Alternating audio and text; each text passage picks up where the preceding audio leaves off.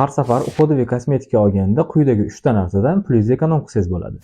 Birinchi mahsulot bu penka, uni vazifasi yuzdagi kir hamda changlarni tozalash. U teriga ta'sir qiladigan aktiv moddalarni o'z ichiga olmaydi. Qanchalik qimmat brend bo'lmasin, u shunchaki 1 minut ichida yuvib tashlanadi.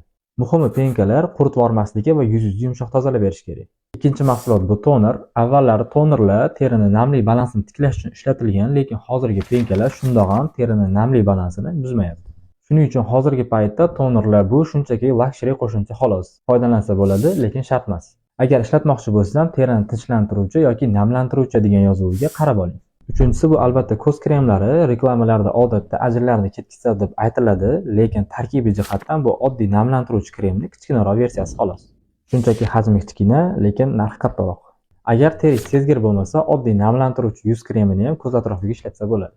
Dermatologlarning tahliliga ko'ra, ishlab chiqariladigan ko'z kremlarini yuz kremidan 83% ga farqi uni shunchaki teksturasi bilan hidi ekan.